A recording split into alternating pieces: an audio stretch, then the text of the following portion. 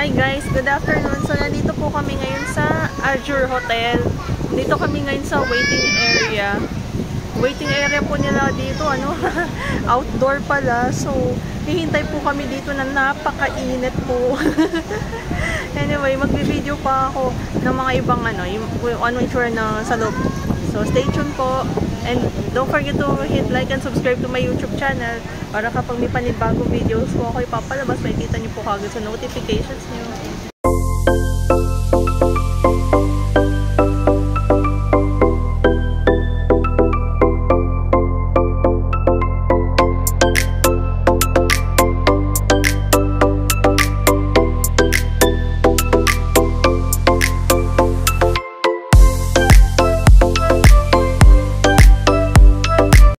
Hi guys, so nandito na po kami sa loob ng room. So ito po yung itsura na room namin.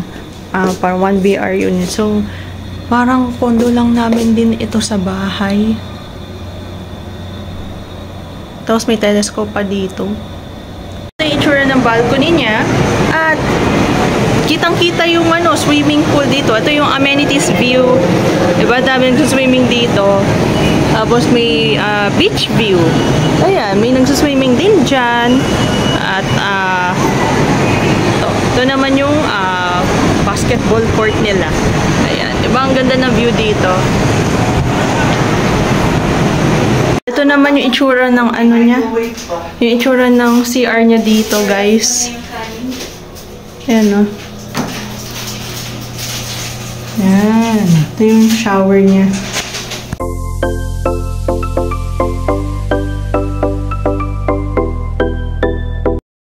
Hi guys, so nandito po ako ngayon sa Shangri-La The Fort. Mamaya ipapakita ko po sa inyo kung saan kami kakain ng dinner. Hi guys, so nandito na po kami ngayon sa Teresa Martinez Restaurant. So dito, titikim namin ang mga Spanish foods. Ayun, kasi birthday na ngayon ng mama namin So we will try yung mga different types of Spanish foods nila. So stay tuned po. Meron po sila dito complimentary bread. Ay guys, so may titikman ko na po yung French baguette nila with salsa.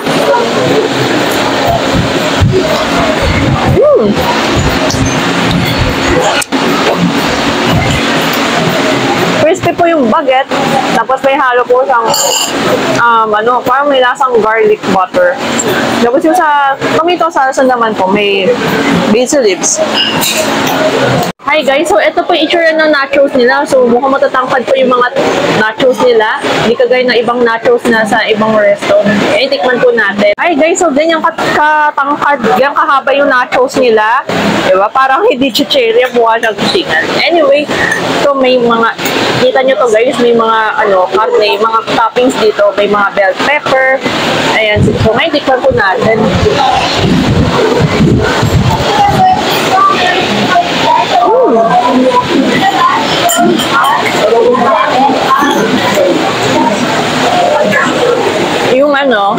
Yung toppings niya, meron siyang halong cumin, black pepper, salsa, tomato, green bell pepper, red bell pepper. Kaya po, good. Ay guys, ito naman po yung pulpo. Ito yung octopus. Tikman po natin. Ay guys, so tikman po natin ngayon ang pulpo. Ayan. Octopus.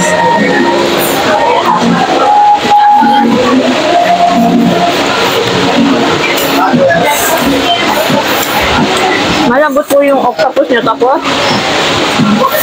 parang noodles to. Crunchy-crunchy niya. Lasang butter garlic. Harap. Hi guys, so ito naman itsura ng paella dito sa Teresa Martinez.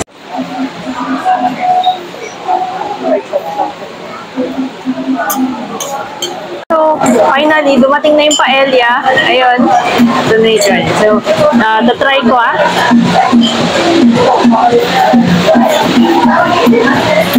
Yung kanin niya, pura parang risotto. Tapos, meron siyang halong parang sitaw, tsaka red bell pepper. Tapos ito, meron din siyang chicken. Ayun. Tapos kailangan ihalo ng lemon juice, lemon twist ba. Masarap naman po. Kaya lang ano, konti lang yung quantity. Hi guys, good morning. Pakagising ko lang po and nagluto po ako ng pang-breakfast ko, yun yung pancit canton. So, nagluto ako dito sa kitchen ng pancit canton. Kaya lang, wala po silang cutlery, stonks, Yung ginamit ko sa panluto ng pancit canton, toothpick.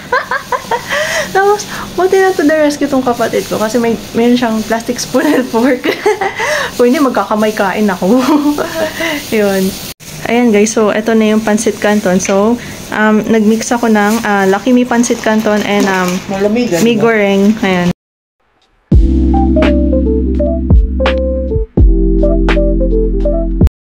Hi guys, so kakatapos lang po namin na mag-check out ngayon dito sa Azure Residences. Yun lang po, ito lang naman yung content ko for today.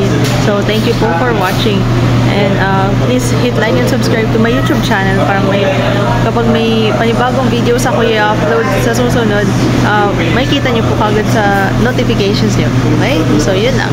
Bye, God bless and happy mid-year na tayo guys.